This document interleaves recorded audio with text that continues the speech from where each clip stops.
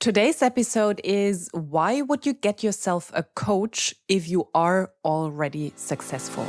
Hello and welcome to the Successful, Sensitive and Intuitive Entrepreneur podcast. My name is Lydia Sophia Wilmsen and I am an intuitive success mentor for sensitive entrepreneurs.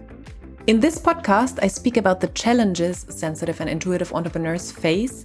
I offer you new perspectives and solutions, as well as experiences of other entrepreneurs. Plus, I speak about my personal experience of being a highly sensitive person who has successfully built and scaled 2 businesses. All of that with the goal to make you and your business even more successful in your very unique and authentic way. Have fun and enjoy. So today I want to look a little bit further into people who already are successful. What do they do differently? And of course, not all successful people get themselves a coach, but if they do, why would they do that? Because we can learn so much from that. The common thing is that people get support when they are already in pain. For example, when they face money struggles, when they can't get out of debt, or they make money and lose it again. So there is a pattern of not having enough. Or when their relationships are close to failing. So many people wait until divorce is on the table until they get support, until they get themselves supported. It is not so common to do that when you're in the dating phase. Or when it's in the emotional arena, so many people wait until it's really, really horrible, until they are deep in depression, or it is so painful they don't know a way out. That's the more common pattern, that people wait until it's so painful that then they get themselves support. And what if you turned this around? What if you didn't wait for the pain to happen and rather get yourself supported now? And I came up with 4 different scenarios or 4 different reasons why you shouldn't wait so long, or what the benefits are of not waiting so long. Because I don't like to use words like shouldn't or you must. There is actually an episode about language. Must be one before the 50th episode. Okay. So what are reasons to keep investing in yourself once you have certain stability in all the different areas of your life? In the financial area, in business, in your relationships, in your mental and emotional health. What are reasons to keep investing in yourself? And what can you learn from that when you're not there already? What can you learn from that?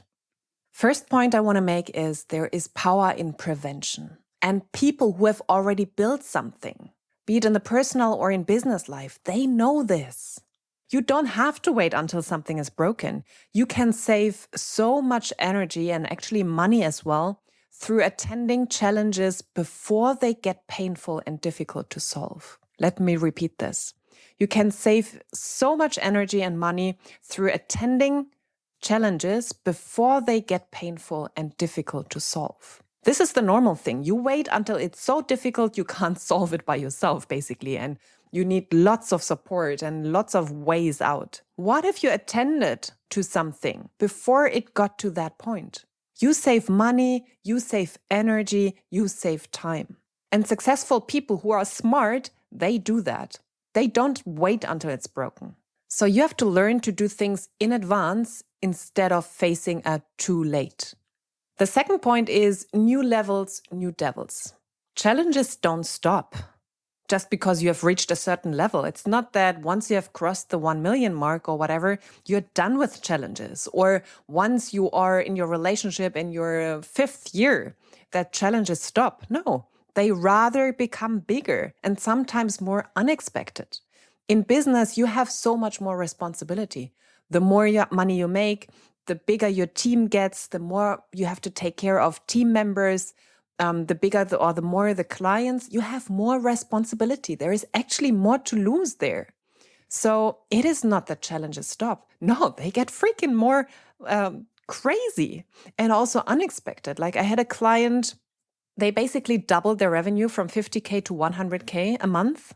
And they started having cash flow because they used their own money to front a little bit of money like for a week. And they Now, before that, it was okay. They had to, whatever, like deal with 10K for 10 days. And now they had 100K they had to take care of. So they got into cash flow issues they didn't even expect, like positive ones. It meant they made more money. But there was a bottleneck that only showed up at that level. So new levels, new devils. Challenges don't stop. And yeah, they can be rather unexpected. And then you have to have strength, like mental strength, to be able to deal with that. So it doesn't stop. And this is obviously like those points, yeah, they scream for support on your side. They scream for someone who can help you to keep a cool head, who can show you your blind spots, who can already point you in the direction where you have to look at now. Like, what could go wrong? Let's face this now before it actually goes wrong. The third point is, the more successful you become, the less people will call you out.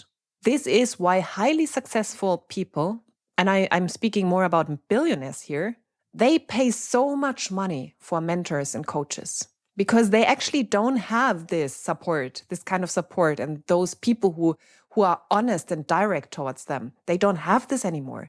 People tiptoe around them, and they don't say what they think anymore. This is also why many people have the feeling, oh, I'm not sure if other people like me because of my money or because of my personality, because of who I am. So the more successful you become, the more difficult for many people it gets to really trust other people. And other people trusting them. There is a phrase that says, it gets lonely at the top, and it's there for a reason. So of course those people support themselves. Of course those people get support, because a mentor they pay 100K for, this person will call them out. Like my clients pay me a lot of money, and many of them make so much more money than I do. And they are on a, like, age-wise and success-wise, they are so much further ahead. But I am willing to tell them the truth. I am willing to tell them what I'm seeing in them. And sometimes it's not easy, but I still do that. And this is why they hire me, because of the honesty, because of my authenticity. And this is what people need, because people won't show this to you in the streets anymore. Yes, people like to talk behind your backs, of course, but in your face? No. The more successful you get, the more intimidating you are towards many people. So you will be surrounded by yes-sayers, people who say something towards, like, into your face, but say something different, perhaps in your back. And no one will challenge you on your thinking anymore. If you are the most successful person in the room, the smartest person in the room, other people won't show or share their opinion as freely. Others will be too scared to give you the gift of growth, because if someone tells you no, if someone challenges your thinking, if someone calls you out, that's actually a gift of growth for you. And this does not happen as freely anymore. And therefore, people hire coaches and mentors. The fourth point I wanted to make is, and actually in my eyes, the most important one, investing in yourself is a powerful way of saying, this matters. I matter. My business matters. And actually, there is no comment needed. So let me quickly summarize. And it would be interesting what you take from this. Like, which one are you already good at? Like, do you know the power of prevention? And do you not wait until it's too late and you get yourself supported in the process all the time? Or could you catch yourself there and think like, actually, yes, I wait to the last minute? Or do you know already that every next level has a new devil, and you're taking care of that? And do you understand the concept of investing in yourself for whatever? I'm not only speaking about business coaches. I have coaches, and like during my life, I work with so many people when it comes to health, when it comes to relationship, when it comes to my emotional health. Yes, I know the power of that firsthand. And this is why I always have support on my hand. And sometimes several people, sometimes one person, but at least one person.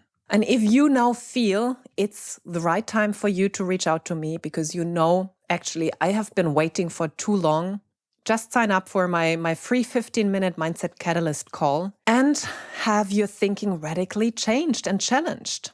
And then we can take it from there. Then we see what is the right next step for you. Is it being coached by me? Is it being coached by someone else? Is it perhaps something very different? It's not about coaching. It's about a next scary step for you to take in your personal life, in your relationships, in your business life. So sign up for this call. It's free. It's 15 minutes of my time.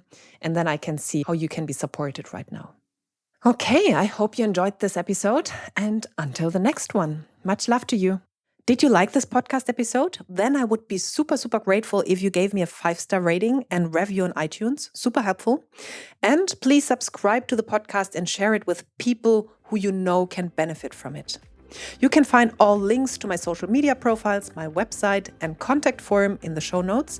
And whenever you're ready to take a next step, and that means you want to live a life of more on all levels, then send me a message with where you want to go and what is keeping you where you are, like what keeps you stuck at the moment. And then I'll get back to you as soon as possible. Thank you for listening, and until the next episode, much love to you, Lydia.